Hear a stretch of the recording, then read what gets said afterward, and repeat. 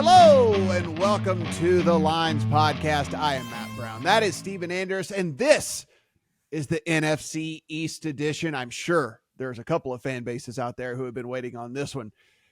Big expectations for a couple of the teams in this division, Stephen, and a couple that, hey, look, let's not say it's completely off the table for them to have successful seasons, but I think that there will need to be kind of on the right side of variance on a couple of different things along the way. But we do have a very interesting division none the least. Eagles and Cowboys, obviously legit Super Bowl aspirations. Giants fans at least have something to be positive about after making the postseason a year ago and winning a playoff game. We may put a little damper on that positivity. We'll see. And then the Commanders, you get Eric Bieniemy over from the Kansas City Chiefs as your new offensive coordinator. We'll see whether that matters or not. But it's at least a lot more competitive of a division than a lot of the others we've talked about. Yeah, listen, do I think that this is going to be, the end-all, be-all division here? I think probably the AFC North top to bottom is a little bit stronger than this division, but there's some intriguing stuff that could happen here. I'm not writing this one off as as it couldn't be maybe when it's all said and done the best division, in the NFL. Whenever we're looking back on all this, but let's look at the odds. The Eagles are your favorite, and bet the best price you're going to find -110 for them to win the NFC East. If you want the Cowboys, you can find a +190 that is out there. The Giants' best number you're going to find is a +850, and the Commanders' best number you're going to find is 16-1. Let's kick things off here with the Eagles. Stephen, I think you would have to be almost fooling yourself if you did not go into this season thinking the Eagles were one of the three best teams in the NFL, if not the best team in the NFL. I think you would be doing some really interesting mental gymnastics. A team that went 14-3 last year, and in my opinion, might have gotten better, in the offseason. And I know it's kind of crazy when you look and you say, well, you lost Javon Hargrave. But yeah, I think you got the best guy in the entire NFL draft. I mean, seriously, when I look at Jalen Carter, I understand there was some off-field stuff, but I think this guy is legitimately could just come in and be a wrecking ball in his rookie season. Then you get Nolan Smith, who's going to start for you as well in the first round. So you go bang, bang. You get a backup offense, kind of swing offensive lineman there in the third round to go along with one of the, if not the best offensive lines in all the NFL as we move in. Steven, look, you see what I'm saying? I think you're squinting really hard if you're trying to poke holes in this team.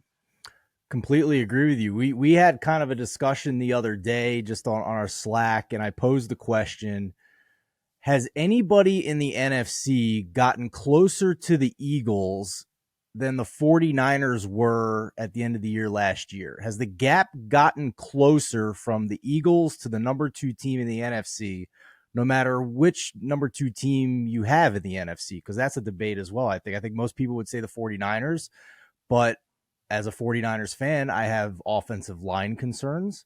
I have, as optimistic as I've been about Brock Purdy, he still was a 7th round rookie quarterback. So I am kind of the opinion at this point, Matt, that the gap may have actually gotten a little bigger between the Eagles and the rest of the NFC. Now, the issue is the schedule, because the Eagles had one of the easiest schedules in the NFL last year. That's how they compiled all those wins to the number 1 seed in the NFC. It's now the number 12 strength of schedule if you go by opponent win totals. And once you get to their week 10 bye, it's kind of a juggernaut. At Kansas City versus Buffalo versus San Francisco, at Dallas, at Seattle in consecutive weeks. So they're going to be tested a lot more in this regular season than they were a year ago. But I still at least find it a little confusing that there's been so much interest in the betting market to run and bet the Niners over 10.5 wins this year. Mm-hmm. The juice is way to the over on that, but very little interest to bet the Eagles over 11.5. And I know it's a ceiling number. You're not going to see numbers much higher than that in the win total market, but it's clear they're a better team. And the juice is on the under on the Eagles for that win total. And I think it's pretty much just because of the schedule, because I can't see many issues in terms of the talent here. No, and so this opened 10.5.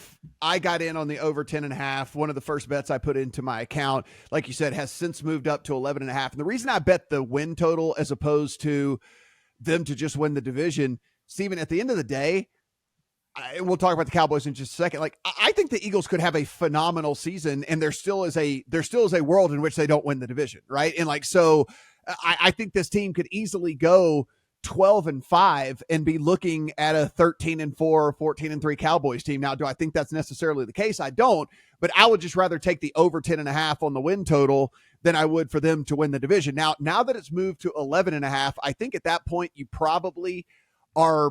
I think you're probably just betting them to win the division, because 12 wins most likely more times than not wins the division, but you should still sneak by on 11 wins if Dallas happens to stumble somewhere along the way or whatever, or something like that. So I think that's probably the way to play it at this point. But I look at this team. So let's talk. So if you do want to poke holes, right?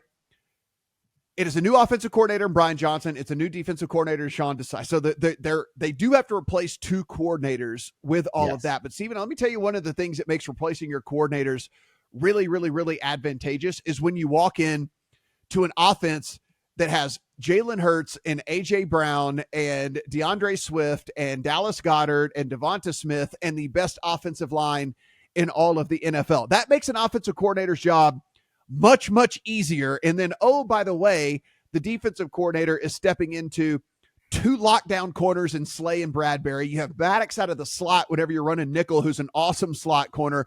And now you still have this defensive line that now you're adding Jalen Carter, who, again, I think he's going to be a wrecking ball in year one. I mean, it makes a transition much, much, much easier for these coordinators to come in. Number one roster by PFF, and it starts in the trenches. Howie Roseman has emphasized O-line and D-line. You mentioned the O-line.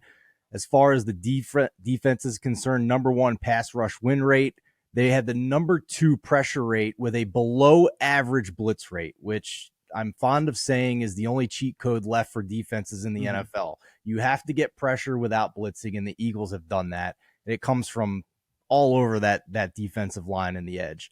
To your point with Jalen Hurts, I agree. Like, you really have to try and kind of just find and nitpick here to find something wrong with this offense.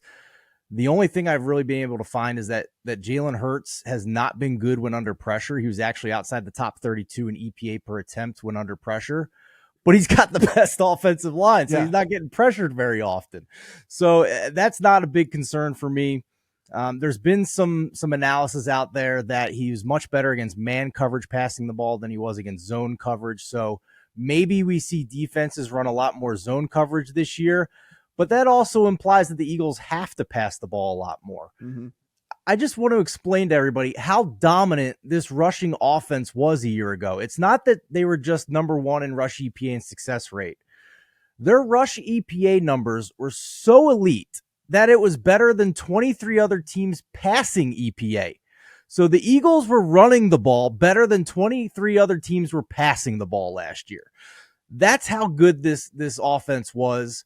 I understand the schedule is a lot more difficult, but this is still the elite team in the NFC. The problem is, from a betting perspective, Matt, unlike last year, it's pretty much baked into every which way you can try and bet the Eagles at this point. So it's a lot more challenging this year to try and be profitable with the Eagles, I would say. Yeah, they're not sneaking up on anyone for sure. One of the other kind of that at least in my opinion, under the radar signings this offseason was the Eagles picking up Marcus Mariota as their backup quarterback, because what you saw last year when Jalen Hurts went down for those few games, when they put in Gardner Minshew, it just had to be a completely different offense. They had to run a completely different scheme with Gardner Minshew, and it just didn't work, right? It was just kind of broken. And now you bring in a dude who, do not mistake what I'm saying here, people. I don't want your angry tweets or like any comments in the videos. I'm not saying that Marcus Mariota is Jalen Hurts.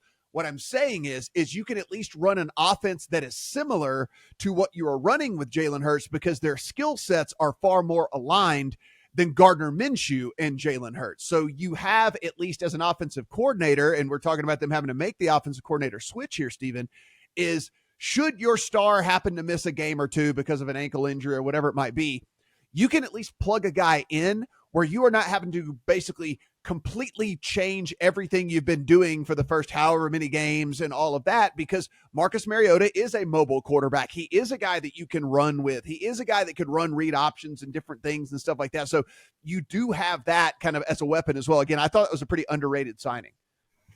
Completely agree with you. And if you look at the schedule, if they're in a position again where Jalen Hurts needs the rest to get ready for the playoffs, they have 3 more manageable games to end the year, 2 games against the Giants and 1 against Arizona.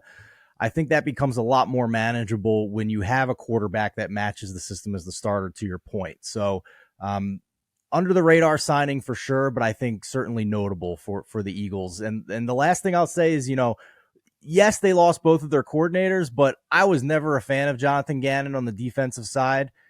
I think he's kind of the Kendall Roy of the NFL, to be honest with you. If you're a Succession fan, like, I think this is addition by subtraction. I don't think he was all that sharp, and I have all the confidence in the world that the Eagles can at least match what they did last year, if not improve, actually. Some of these other markets that you can play, Stephen, we talk about a lot, are these last undefeated team markets. Yep. And if soft you start look to the schedule for them, if you look, there is a pretty decent chance that they could be 8-0 heading into a game against Dallas. That is the home game, though, against Dallas. So you get the easier of the 2 games against Dallas in week 9. Is it out of the realm of possibility that they are 9-0 to start the season? Then they go on bye and then play the Chiefs on the road, which will be the only game they're an underdog all year, most likely. Again, barring injury, as we always say. I really like them to be the last undefeated team. Like, I mean, you're starting Patriots, Vikings, Bucks, Washington, Rams.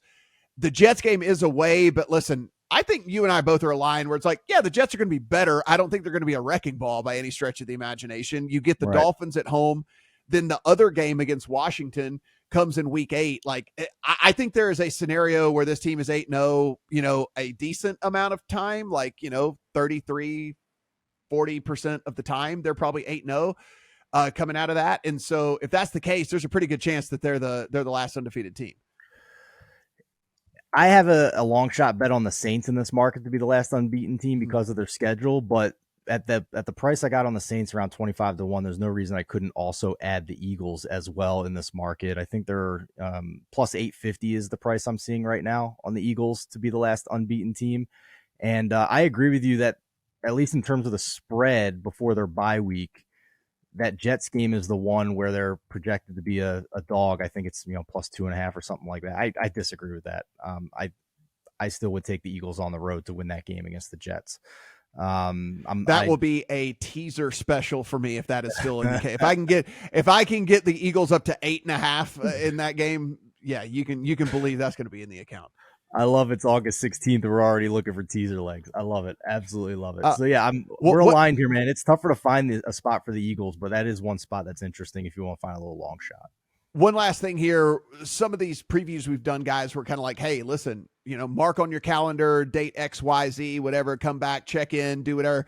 You can't wait. If you do want to bet the win total on this team, you can't wait, because the easy part of the schedule is at the beginning, and then it gets hard after that. So you're actually going to get an inflated total if you wait here, and then that's when they hit the really, really tough. Now, if you wanted to be bearish on them, if you want to come in on an in-season under, then the time to do that would be in their bye in week 10, because then it goes away at Kansas City, then you get Buffalo, then you get San Francisco, then you get the away game at Dallas, then you go away to Seattle as well. So that would be the time if you want to come in on the underside of things. But like, certainly if you want to play an over, you don't want to wait. This is one of the very few where I think we would definitely boldly advocate that you would want to get that number now. And the last thing I'll say in terms of a betting angle to try and exercise my opinion about the Eagles having a bigger margin at this point than they did last year in their conference, I'm going to look for some exactas for the Super Bowl. Basically, Eagles with 1 or 2 other teams for a Super Bowl exacta. And then we're looking at least 30-1, maybe 40, 50-1 if I'm going to take a little bit more of a long shot to get out of the AFC. That's where I would be looking here, if instead of just playing the Eagles at a very short price to win the NFC. Yeah, it's It's just they're just so good top to bottom. It's very, I mean, really if you and truly, if you can't even stop the run, like if a team isn't even required to pass it that much, which I think the Eagles will be more required to do that this year with a tougher schedule, but they just ran over you. If you can't even stop that, then you're dead on arrival essentially. Yeah, it's just crazy. I mean, we're talking number one offensive line, number one defensive line, top three secondary in a passing league that is so massive. Skill position wise, you have two stud receivers, a stud tight end. I mean, it's like just, this is not a fantasy show, but draft Eagles because they shut it down in a ton of second halves last year. So the ceiling could be even higher statistically for this offense. Yeah, it's going to be massive. So we'll take we'll take a big deep look at them on this win total. Like I said, I have the over 10.5. The 11.5 is, it's interesting. Maybe you can bet it. Full transparency. I did bet over 11.5. I acknowledge the schedule, but I'm betting on talent. Yeah. And again, there's also the alternate totals out there, guys, if you feel a little skittish about that as well. So be sure and take advantage of that. Your second shot here in this division is the Dallas Cowboys. Again, you can find them as high as plus 190 out there in the market, which is pretty interesting because if you look, the Eagles are your second shot for the Super Bowl. They are only behind the Chiefs.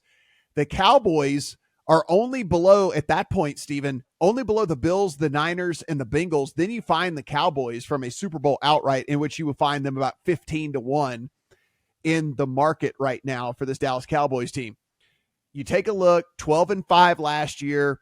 You get a schedule in which, it's kind of up and down. It's kind of up and down, but it's manageable for sure. Specifically, if you have health running on your side here. We know Dak has been kind of beat up last couple of years, but Steven, I think it's the same deal that we're looking at, right, with the Eagles. You just look at this team on paper and you look at what they're going to be rolling out there, the trade for Stephon Gilmore, the trade for Brandon Cooks, and don't give me the stuff about Brandon Cooks is washed. Like, Brandon Cooks has found success when he's been on the field for just about every team he's been out there. And now he doesn't even have to be the number 2 if it comes down to it. Like, he could be the legit number 3 for this team. And that takes a ton of pressure off of him. But look, defenses are going to have to account for him. He's still a burner.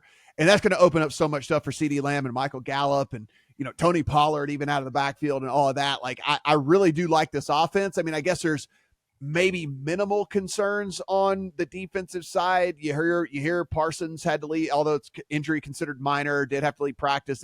We're recording this, by the way, in the middle of August. So if you're catching this way late, hopefully he's okay. But you have that, I guess, that you could kind of deal with, but man, on paper, again, one of the best rosters in the NFL. I think Dan Quinn is the best defensive coordinator in the NFL because I look at the talent on this defensive side, and I don't think it's as talented as the Eagles. I don't think it's as talented as the 49ers defenses of recent years. And yet, still elite. Number 1 in pressure rate last year, despite only having the 13th highest blitz rate. Number 1 turnover margin the past 2 years. Maybe there's some negative regression coming for that. But Dan Quinn's done a spectacular job. He's gotten a second offers to have a second chance as a head coach. He's turned it down to stay here. He's done an amazing job in this role. Now I'm going to tell you why I'm extremely nervous about this team. And it has everything to do with the fact that they let Kellen Moore walk as offensive coordinator. They kind of handcuffed him a little bit if you listen to the quotes from Mike McCarthy. And now it's Mike McCarthy's ship. He's calling the plays. And every quote you have read about this offense and what it'll look like this offseason has been concerning to me, that they want to be more conservative, that they want to run the ball more, that they don't want to pass the ball as much, which is the complete opposite of what you hear from head coaches like Andy Reid. Now, I know they have Patrick Mahomes, but unless you have an offensive line like the Eagles, which the Cowboys have a decent offensive line, but it's not the Eagles, and you can impose your will and run the ball better than most teams can pass the ball, you should be passing the majority of the time, and the Cowboys haven't done that. So yeah. I have major concerns with Mike McCarthy taking over here for the offense. They were the number 1 red zone offense last year, but now they lose Kellen Moore. Probably some regression coming there. They were only 28th in pass block win rate a year ago. 4 of those 5 offensive linemen return. And they, in terms of how often they ran the ball last year, before this emphasis this offseason of wanting to run the ball more. Even before that, they were already one of the 5 most run-heavy teams on first downs in the first 3 quarters a year ago. And they did that despite not being good at it. They were bad at it. They were 22nd in rush EPA and 18th in rushing success rate when running the ball on first down in the first 3 quarters. So they were purposely making it harder to get first downs on the start of a new series. It didn't make any sense to me. There's more potential negative regression. The fact that they were one of the best teams in 1-score games a year ago. They were number 2 in fumble luck. They were top 5 in third down efficiency. So there's a lot of statistical reasons to think that regression's coming.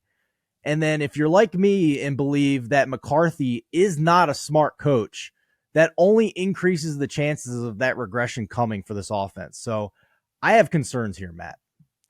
I look at it like this. I think that they sleepwalk to 8 wins. Yes. So now really separating yourself is these games in which, we could look at as toss up, or maybe even, they're just going to be flat out like big time dogs when it all, by the time these games roll around, and they're going to have to win some games that they're, pretty big dogs. Cause listen, you go the first 12 weeks, and look, there's going to be a couple of losses in there, but a lot of games you should be able to win. Then you get to Seattle, which I know I'm high on Seattle this year. So you get a Seattle game in 13, a Philadelphia game in 14, a Buffalo game in 15, a Miami game in 16, and a Detroit game in 17. There is a universe in which you lose all 5 of those. I don't think that's necessarily the case here, but there is a world in which you lose all 5 of those. So you better have banked some wins early on in the season. Damn straight. You do close out in week 18 with Washington, and you'll win that game. But if Seattle's better, I think they will be, we know the Eagles are going to be good. We know Buffalo's going to be good. If Miami is better, which again, health, a lot of Tua certainly is going to play into that. But listen, if they're better, and then Detroit, everybody's super high on Detroit. There is a world in which that's a 5-game stretch in which you go 0-5 or 1-4, and things could get pretty dicey. I agree with you. I should add some more context to all the red flags I'm concerned about. I do think that the right side of their win total is the over, and the market agrees. It's juiced way to the over at 9.5, or you can get a 10.5 at better juice. It's basically 10 at this point. And to your point, they are favored in 8 of their games right now by 3 or more points. That's a really good floor. So we'll see about the toss-up games. It wouldn't take much to get to the over on that win total. My opinion has been centered around just their ceiling in terms of a playoff or Super Bowl contender to come out of this conference. And I just don't think they're innovative enough, smart enough from a coaching perspective. I think not letting Kellen Moore cook, so to speak, was a mistake. They seem to think that the goal of the NFL is to get a lead and sit on it, as opposed to scoring as many points as possible, which I could not disagree. I could not disagree with that conservative philosophy anymore. I am very much of the Andy Reid mindset when it comes to time of possession does not matter as much as scoring points. It shouldn't be like Chip Kelly levels. We saw why that failed before, because defenses do get tired. And if you're not operating at a Patrick Mahomes level, then it could tire your defense out and make it tough. But yeah, this conservative mindset is not what I want to back with my wallet. Yeah, for me, Dallas is a pretty stay away team for me, and specifically because of, one, I don't believe in McCarthy really as a head coach, and then now as a head coach and a play caller, I think that's doubly concerning, right? And so all the talent in the world, and don't get me wrong, listen, I named it off to you, right? They are going to have big names on the offensive and defensive side of the ball. They are going to have playmakers on the offensive defensive side of the ball. Getting Zach Martin back, happy. They upped his pay. Stephen, that's good. You bring in, again, one of the very best offensive linemen in all the NFL. Now he's back in camp, so you're not having to worry about all that nonsense that's going on there. But at the end of the day, these guys are going to have to run plays that are called. And if that's terrible play calls and not utilizing these skill positions that we actually think are pretty good for them and some of the strengths that they have, it doesn't matter the talent, right? Because you can literally light it on fire. We could say this about a lot of teams, so I understand if people want to debate this and have a rebuttal, but I think the Cowboys in particular, if something were to happen to CeeDee Lamb, that's a big drop on that depth chart. I know we like Cooks and Gallup, but like he's the dominant factor on that offense. They also lost Dalton Schultz, who was a huge security blanket for Dak Prescott. And they really have nothing at running back behind Tony Pollard, a complete unknown behind Tony Pollard, which is fine. I mean, give Tony Pollard as many touches as possible. He's fantastic, but running backs get hurt too. And if they're going to be as conservative as they say, and Tony Pollard gets hurt, they don't have a lot of depth when it comes to weapons on this offense, as opposed to like some of these other elite offenses we see around the league, like the Jaguars or the Bengals when it comes to their weapons. So yeah, I guess I'll say this though. After all this, like it's kind of like you said though, after all the red flags that I just said as well, if someone said, okay, you have to bet the over or the under on their win total, I'm still betting the over. Oh, right? I agree. I'm not betting the under. I completely agree with you. Like my arguments against the Cowboys are completely about their ceiling and playoff outcomes. Like, can they get to the Super Bowl? And my answer to that is no. So I think the formula for me this year, week to week with the Cowboys, is fairly simple, where if they're playing a team that I have higher in the ratings than them, I'm not going to bet on them to beat that team. I don't think they're going to punch above their class. So, but if they're playing all these lower teams, we've seen them beat the crap out of those teams in recent years. So I think the formula is pretty simple for me week to week in terms of how I'm going to handicap these games for the Cowboys. Your third betting shot in the NFC East is the New York Football Giants. Again, the best number you can find on them is plus 850 out there. And if you are really, really bullish on this team and you think that they can actually make a run, you can find a 66-1 out there on them to win the Super Bowl. So we know that they made Daniel Jones happy. They made Saquon Barkley happy. Stephen, they traded for Darren Waller. They signed Bobby Okereke. They signed A'Shawn Robinson. They signed Paris Campbell. They signed a couple of other guys that aren't necessarily going to be starters, but at least for depth purposes. Drafted corner in Deontay Banks out of Maryland that people really liked. You know, there was some people who thought he might climb up the draft board on draft day. Got him a center in the second round. You have an upside wide receiver in the third round in Jalen Hyatt, who again could absolutely blow the roof off or be a giant bust. But again, an upside guy that they took right there. There are pieces around all of this. And I know we live in the running backs don't matter era. I think there might only be a running back or two that actually do. I think Saquon Barkley would be one of those guys you would probably consider in that tier. He is physically, athletically gifted, higher than just about any other running back there is in the NFL. And so naturally, he's going to do some pretty good things out there. I think they're going to line Darren Waller up all over the field. I think Darren Waller might line up at wide out a decent amount of the time. Like, I think that they'll utilize him. I really love Brian Daboll, which is why I think he's going to utilize these guys in the best way humanly possible. I just don't know. Playing in this division, it's tough. Like, you got 4 games against teams that are Super Bowl favorites, right? I mean, like that's very tough. And you know, what if that was an outlier last season as opposed to the norm? That's also a question that will get answered this year. But Stephen is not out of the realm of possibility that Daniel Jones just had a career year last year, and he's actually more the guy that we saw the first couple of years than what we saw last year. Daniel Jones was a big part of my research on this team because I wanted to figure out if it was him taking a step or if it was mostly all Brian Daboll, because I think you and I would both agree that Brian Daboll is one of the best offensive minds in the NFL. So overall, the team was 9th in EPA on offense, 15th in success rate, 12th and 11th in dropback EPA and success rate.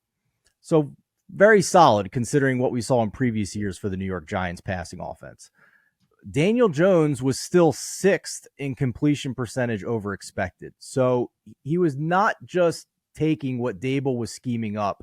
He was actually producing a higher completion percentage than what was expected of him, which is a good sign. But he also was in the bottom 5 of the league in air yards. It was a very conservative approach, which I think, again, to give Daboll credit, he saw that his offensive line is not very good. They were bottom 5 in the league in pass block win rate a year ago. So what does he do? Quick passes, short air yards, get the ball out of his hands, high efficiency. So they may not have been getting as many chunk plays, but they were keeping the offense on the field and having success with it. So they're also very solid running the ball, 7th and 16th in rush EPA and success rate. So I will give Daniel Jones some credit, but I think that it's a similar situation this year where they need to take the hand that they were dealt and try and maximize it. This is not a team, I think, that makes a big leap offensively. I don't see huge improvements on the offensive line for this year. And they were also 8-4-1 in one-score games a year ago with one of the easiest schedules last season by opponent win totals. Now they have the number 19 strength of schedule by opponent win totals with 10 toss-up games and 5 games that they're already projected to be underdogs by 3 or more points. So it's a much more difficult task this year for the Giants. And if we took Daboll's name off of the resume and just looked at this team, holistically, this would be a prime negative regression candidate in most years for us if we're handicapping teams. Yeah, I'm curious on the offensive side what you think, the addition of a Darren Waller, kind of the emergence of an Isaiah Hodgins, which we're hearing out of camp, like, beat right. And of course, like, this is obviously everybody looks awesome season, but like we're hearing like, hey, this guy has taken real steps, in the NFL. Like he actually looks like a real, actual good NFL receiver. And again, Saquon Barkley, what he brings to the table, I'm cautiously optimistic. And listen, you still have, when Sterling Shepard's able to come back, like from his injury, then you still, like we said, you still have Jalen Hyatt, who's kind of a wild card as to what he might bring to the table. I think this offense, we talk about there's a world that exists, right? I think there's a world that exists that this offense is at least like above league average, right? Like I think that there's a world that exists where we're looking at them and going like, damn, that's kind of, they're the 12th best offense in the NFL. Like that's strange. Like I think that we live in a world where that could happen. I agree. Still not nowhere near in my mind competing with the elites in this league. I mean, if you look at what they did facing the Philadelphia Eagles last year, it was pretty ugly. We'll take away the Week 18 game, which was not really important to the Eagles. 48-22 loss in the regular season in the other game, and a 38-7 loss. So they had no answer for the Eagles offense, did the Giants defense. So, but to your point, can they punch above their class a little bit? I'm not going to rule that out for Brian Daboll. I think he's one of the sharpest offensive minds in the league. They will have to overcome more this season though, because if they have 5 games where you're already a 3+ point dog, and the over-under for their win total is 7.5. Well, you got 2 games you're projected to win easily. So that means, quick math, you need to win 6 of those 10 toss-up games, which they did last year, and maybe they do again. So it's certainly in the range of outcomes here. Always going to give Brian Daboll the benefit of the doubt. I just think that we are still seeing the negative effects of the dumpster fire that was the Dave Gettleman era for the Giants. And they're trying to play catch up with getting the talent where it needs to be on this roster because it's just not there yet. And when Darren Waller is your biggest offensive addition in the offseason, I mean, that's great. But the fact that he is this much of a headline for your offense speaks volumes for what your offense had before he arrived. Win total set at 7.5. The over's even money. The under is actually juiced at -120. It's not often you have a team that comes off a 9-win season and the over under 7.5. So it does seem like it's kind of priced closer to the floor here. Yeah, again, like I said, like maybe I'm just a little bit higher on what Daboll brings to the table, right? Like I think I'm a little bit of a fanboy when it comes down to it, right? I think that I'm a little bit of a Daboll fanboy, and so with that, it's kind of probably gets into my head as to how I think this team might be. But you kind of look, and it's like you're going to beat the Cardinals, you're going to beat Washington at least one of the 2 times, probably both times. You're going to beat the Rams. You're likely to be right in it with the Patriots and the Packers. You've got like a couple of these other games that might be kind of toss up. Saints game is certainly winnable. I'm not as high on the Jets as a lot of people. To I think the number's appropriate. Yeah. Yeah, but to your point, like this is a set a reminder in the Google Calendar because first 6 weeks of the season, Dallas, San Francisco, Yeah. Seattle, Miami, and Buffalo are on the It's a schedule, wrecking man. crew. Yeah. That is brutal. I mean, it's not. Would it surprise either of us if after 6 weeks they're 1-5? No, I don't think it would would. not. At It would that not. point, that's your buy low right there. That's your buy low. Yep, because you have 2 Washington games, you have a Patriots game, you have a Green Bay game, you have a New Orleans game, you have a Rams game. I mean, like that is 6 very winnable games. Who the hell knows what the Browns are going to look like? I'm higher on them than a lot of people, but maybe Deshaun Watson really is washed. The Jets offense is still a work in progress in my opinion. So it's interesting with that. And I'm with you. I wouldn't bet anything preseason, but boy, come back and see what that record is as they head into week 7. And maybe that's the time to pounce here on that one. The final team in this division, and this is a team I want absolutely nothing to do with, the Washington Commanders. Steven, look, they're going to go with Sam Howell. And to be fair, I do want to say this about this. Like, had Sam Howell come out a year before he did, he would have been in real consideration to be a first-round quarterback. And going into his final season in college, he was still looked at as a potential first-round quarterback.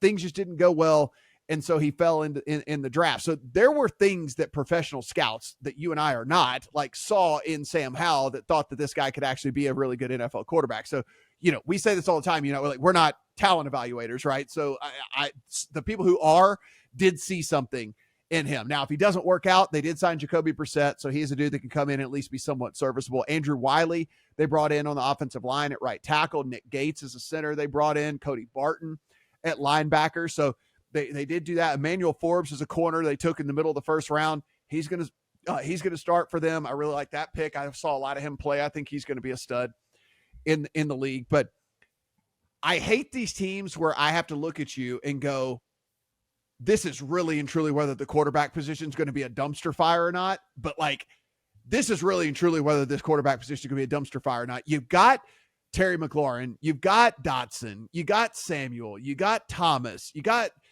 Robinson and in the backfield, Gibson in the backfield. Like there are guys, there are dudes, but if Sam Howell's terrible, we know that this could be a 3 or 4 win team. Yeah, I agree. I mean, I think a lot of your opinion for the Washington Commanders comes down to how much you think Eric Bieniemy adds here. Mm-hmm. And if we're going down narrative street, there's been plenty talked about the little bit of potential friction there. I thought people making a big deal of what Ron Rivera said was blown out of proportion, but it's at least notable that the players aren't liking his style at this point. And maybe some wins will cure that, but it's at least notable that things are not off to a smooth start with this offense and getting it installed with Bieniemy coming in there.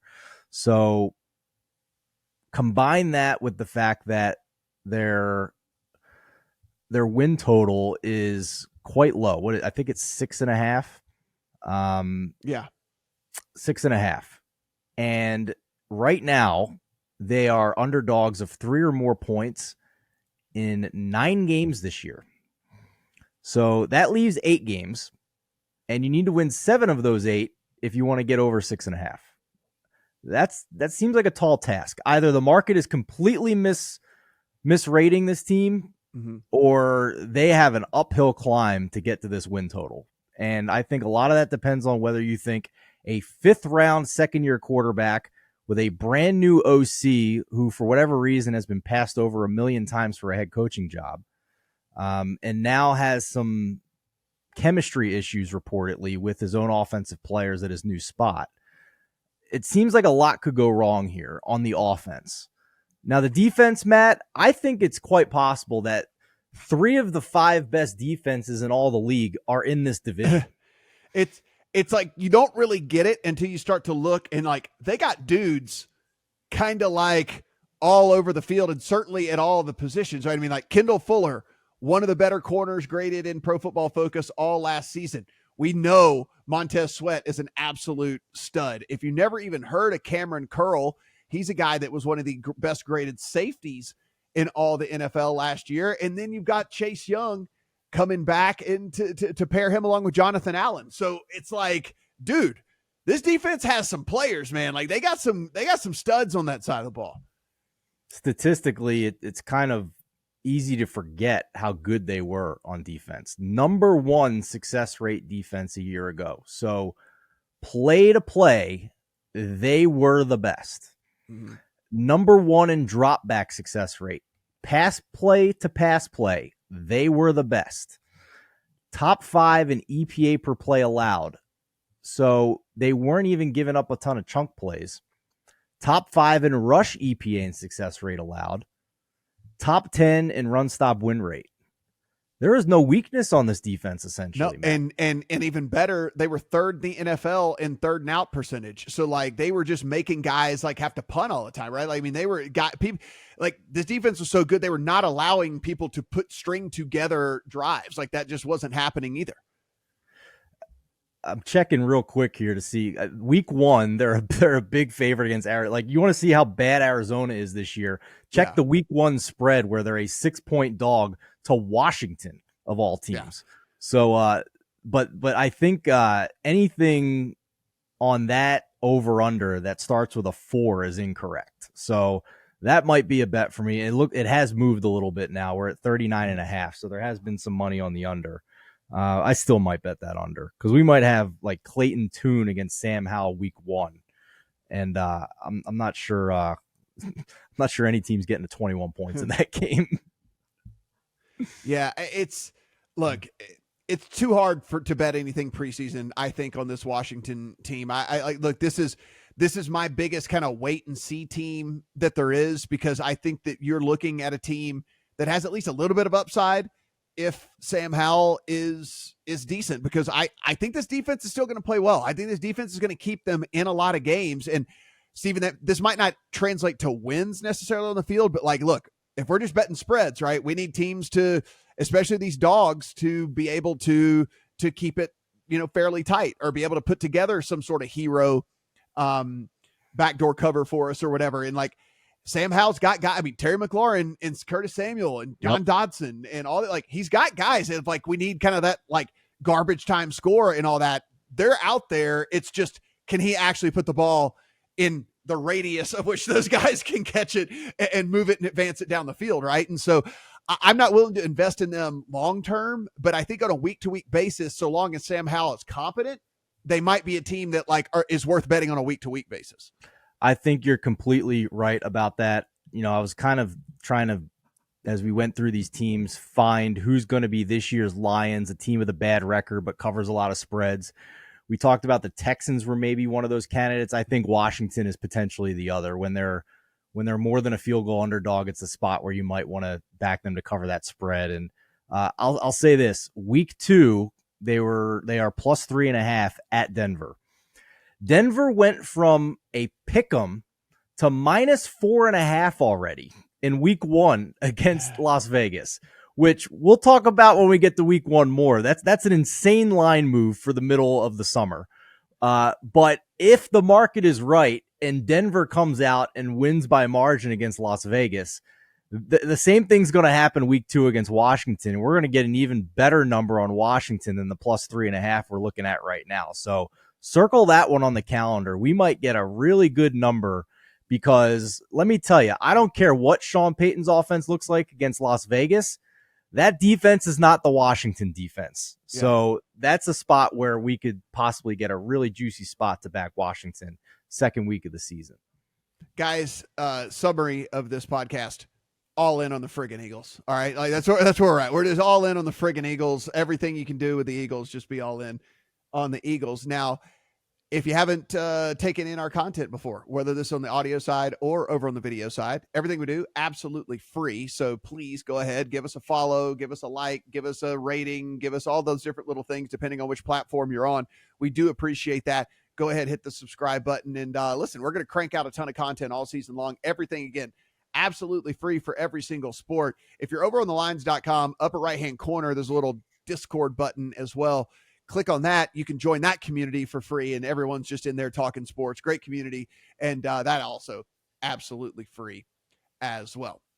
We're going to be back. We're running through every one of these divisions before the NFL season starts. And of course, we will be here each and every week giving you our thoughts on the week's NFL games and hopefully continue on with some couple of pretty good seasons that we built off of here at the Lines.